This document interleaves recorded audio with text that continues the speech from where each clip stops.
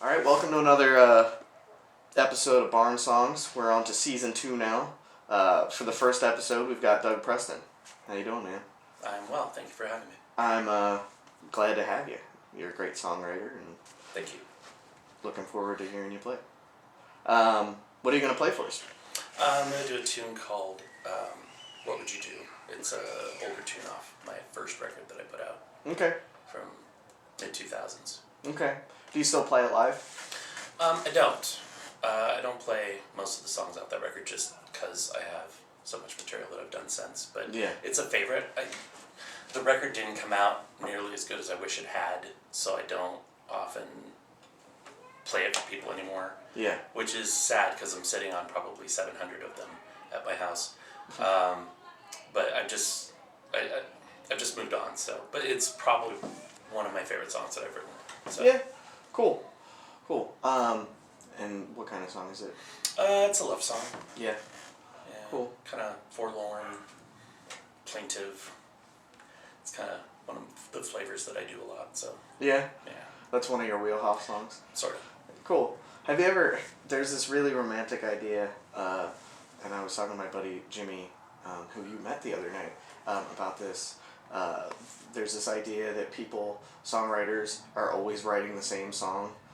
They're just trying to distill it down to the perfect version of it. Like you have one giant piece of marble and you're chipping away with every song to get to the one perfect one. So it's funny, I think, when people songwriters especially recognize their own archetypes. I have this song, and this song, and I just keep rewriting them. It can be really bad at me. Oftentimes, when I start a new piece, it's almost always at about 165 BPM. It's almost always in the key of A. Yeah.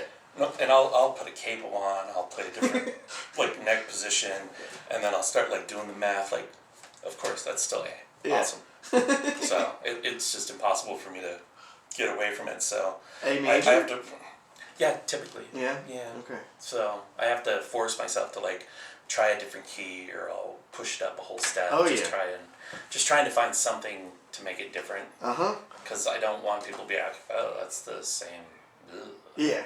Yeah. I do enough of that myself. I don't need other people doing that too. It's funny because those, I think, are the tricks that you learn. Okay, I really like this chord progression, but let me try it in a different key. Sure. Or let me capo, or whatever, because I have too many songs in D minor or whatever. And then there's the other ones where alright, let's change the time signature and see if that helps. Let's change the rhythm and see if that helps. Yeah. Let me finger pick it and see if, you know what I mean? Yeah. All these little things where you're just trying to bounce, almost Jackson Pollock it until it looks different. That's one of the nice things about working with a band is I can take my 165 BPM A major song and say, hey, I got this idea. Yeah. Give me a drum beat, give Yeah. me a bass line, and then I can take that back and start hammering the song into a different shape based on the feedback that I've gotten. So Yeah. that's extremely helpful. Yeah. For me. It's awesome, too, when you take it that route. Sometimes, obviously, sometimes the feedback goes awry and it just, Sure. the wheels fall off. And then sometimes you go in a direction that you never probably could have taken it, Sure. on your own, which is the best part about playing with a band, I think. Yeah, and I've had times where I am playing something, and then I'll do a weird thing one time, and whoever I'm around will be like, do that part again. Yeah. So it's still something that I came up with. I just didn't realize that was the better Right. version or the better idea out of the three things that I was doing. Yeah. And so, what would it be? I think Miles to Go is probably an example of that. That started off. There's a song called Miles to Go on my record that I put out 2 years ago. And it started off as more of a power chord kind of deal. And then with a little bit of, hey, do this, it turned into this really pretty kind of open chord thing. Okay. So however you get to the end is, Yeah. whatever you gotta do. And you'll forget all that. Yeah. Once you get to that definitive version, you forget all the other stuff. Right. Yeah. Which is, cool. Your band's great, by the way. Thank you. The bass player and the drummer. Yeah, they are ridiculously good. Yeah. Those guys have been playing together for as far as I put together, probably about 30 years Yeah. in different projects and stuff. So Cool. Well, I only have one more question. okay. So we're just gonna do this band or this band or this artist or this Okay. artist. Okay. And I hope it's not easy. Oh well, we'll see. I much prefer the internal debate. Okay. But if it's easy, it's easy. Waylon Jennings Okay. or Willie Nelson. Willie Nelson. Yeah, Yeah. that was pretty quick too. I'm pretty decisive with my music You artists. seem I just know like what a I man like. who knows what he wants. I know what I like. I know what I don't like, and not that I dislike either one of those. I mean, but if you put Willie up against Waylon, Waylon has his thing going, but I mean, Willie Nelson is an icon. Mm-hmm. For funsies, one of the things I like to do is read music biographies, Sure. and it doesn't necessarily matter what genre. Mm-hmm. But I feel like within the past couple of years, a Willie Nelson biography came out, and I read that, and I was just stunned by all the different things that I didn't know. Really? And that's after a lifetime of being aware of him and his music through my dad. Yeah. His love of golf, the amount of time he spent driving around the East Texas area writing songs in his head in the middle of the night. Yeah. This is a really cool biography because it was like breaking down, okay, I was driving from from Houston to Austin because I was doing such and such, and I got this spark of an idea, and by the time I got to Houston, the song was done. Yeah. Like, that's just fascinating to me. And his stance on politics and his trouble with the music industry and his attitude like, I'm going to do this. Mm-hmm. And you're going to come with me or not. But Yeah. I'm going to do this. And Yeah.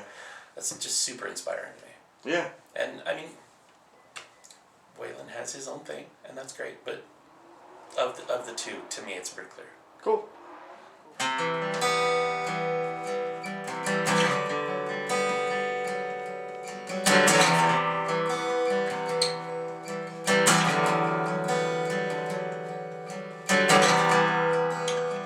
There's nothing new. It's all been said and done. What's done is done. A touch in the dark, the smell of your neck. You know it's all I need. What would you do when I come back to say I miss you? And there is nothing that I would rather do. I drowned in your eyes. Your touch paralyzed me till I'm sinking. I'm down for the last time, and that's alright. Now what would you do? What would you do?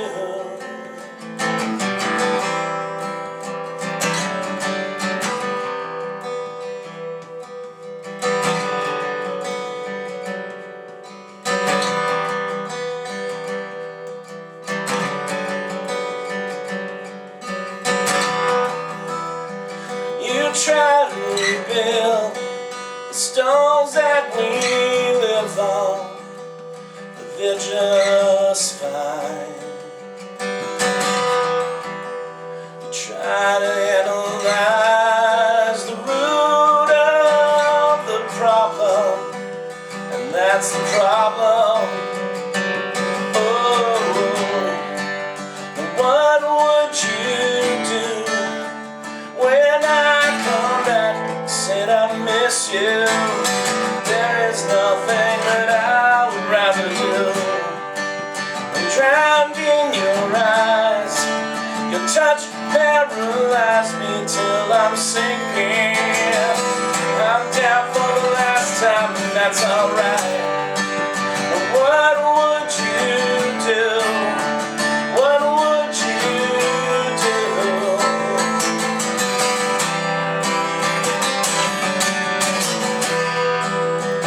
I can't survive the pain and hurt in your eyes.